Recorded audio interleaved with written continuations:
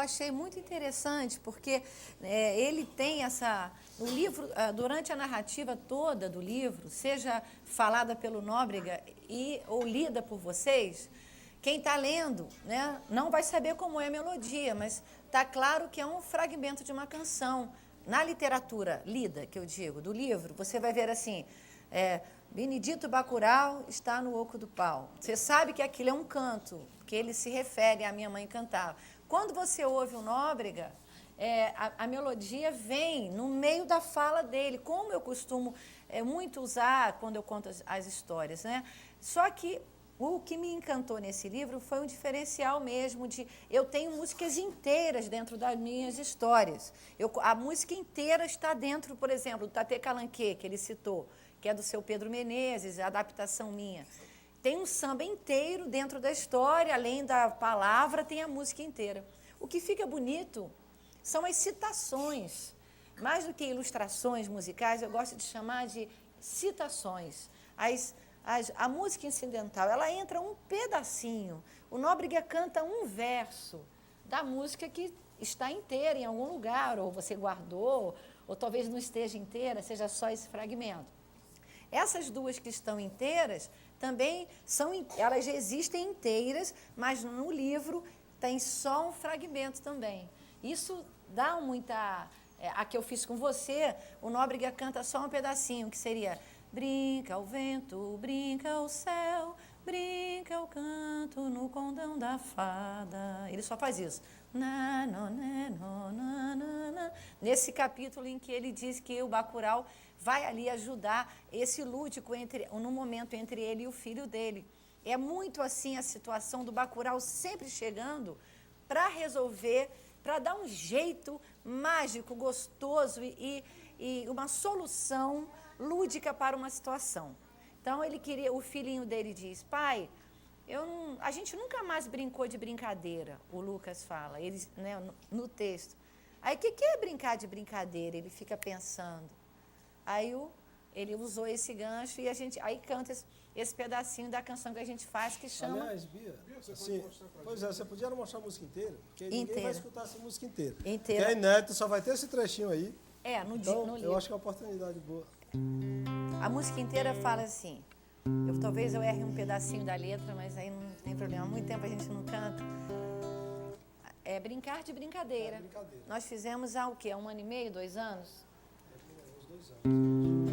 Na rua do ré mi, a meninada canta fá, a bandinha sol lá si, vai tocando sem parar. Em Gatinho Zé Pereira, é bom brincar de brincadeira, cambalhota e guaraná, brincar, brincar, brincar. Brinca o vento, brinca o céu, brinca o tempo no condão da fada, brinca a nuvem, brinca o anjo no ninho da banda, sorrindo pra nada, nada, nada, nada, nada. Na rua do ré mi, a meninada canta fá, a bandinha sol lá si, vai tocando sem parar.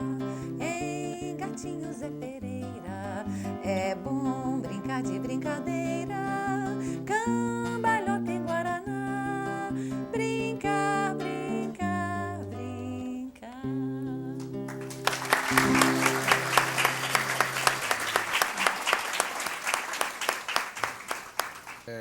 O Marcelo Mateus, ele pergunta o seguinte, eu acho que é interessante que você aprofunde mais isso aí, porque o CD que é integrado ao livro e o livro que é integrado ao CD, eles cumprem mais ou menos isso. Ele pergunta, o senhor pretende lançar Benedito Bacurau em braille? Não, na realidade, o fato de ter colocado o disco, né, a audição aí, não tem nenhuma pretensão nesse aspecto. Não seria o caso, desculpa, Flávio, de interromper, a própria interpretação do leitor, ou seja, independente daquela forma que o Nóbrega trata os textos, aquela forma, de certo modo, de contador de histórias, mas também a própria interpretação do leitor que tem a deficiência visual, de ter o contato com o texto nu e cru, vamos dizer assim, sem a indução. Acho que não é pecado dizer a palavra indução, sem a indução do Nóbrega.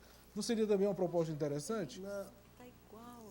E tem uma coisa que é o seguinte, sabe? Eu vou arriscar dizer aqui uma coisa, que quando você tem um sentido inibido, você naturalmente desenvolve os outros, isso é notório. Mas o que eu quero dizer é o seguinte, aliás, tinha um herói de histórias em quadrinhos, chamava Demolidor, que era um herói cego, que eu, quando era criança, eu gostava muito, exatamente porque eu ficava imaginando como era que ele, cego, aguçava tantos outros sentidos para substituir aquilo.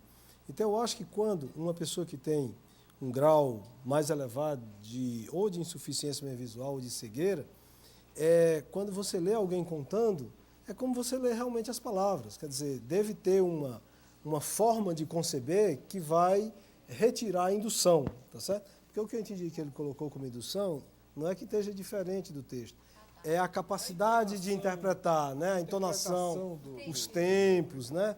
Que o Nóbrega faz, à sua maneira, mas eu acredito que tem um filtro vamos dizer, pelo fato de você não conseguir ler com a vista, você lê com a audição, eu acho que deve desenvolver algum tipo de filtro para que você pegue isso e seja você dentro de uma interpretação que é sonora. Né? Então, eu estou me arriscando aqui a entrar numa praia. Posso complementar? Claro, por favor. Esse projeto de literatura em braille devia ser para toda e qualquer obra que o Brasil tem. Não dá para claro que nós gostaríamos, e ele também, mas isso é um outro projeto, produção. Não dá para ser ele também sozinho, eu quero fazer e conseguir recursos sozinho. Toda obra, todo mundo tinha que estar, todo mundo. A gente sente que lá na UERJ, onde eu dou aula, na Universidade do Estado do Rio de Janeiro, nós temos ledores. Tem um trabalho de ledores voluntários, porque a literatura não está em braille toda.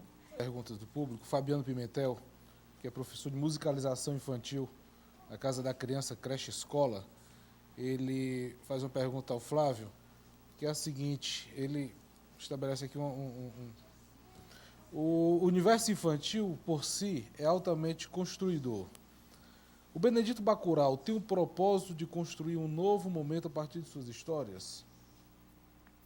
Essa é a pergunta do Fabiano. O Bacurau, na realidade, ele não é uma coisa só. Ele é só, assim, se eu quisesse fazer uma imagem, na verdade é só uma energia. E somos nós que conduzimos a energia. Então, ele não tem um propósito. Apesar de, como eu falei, é um defensor da alegria e tal, porque essa energia é a energia da alegria, é a energia do sentir o mundo, e são tantas. Né? Então, eu acho que nós, que damos a oportunidade do Bacurau que está em nós, tenha também a nossa forma. Não tem uma modelagem.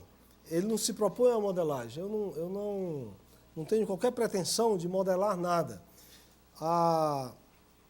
Eu acho que o grande segredo, vamos dizer assim, que eu percebo na existência do Bacurau como esse espírito da infância, né, é exatamente o da gente se dar ao prazer de estar vivo, de reconhecer a vida como uma coisa boa, de entender que tem passado e futuro e presente, a felicidade não só é agora, é uma construção que a gente vai fazendo ao longo da vida, é um processo. No terceiro e último bloco, o diálogo entre o escritor e o ilustrador de um livro.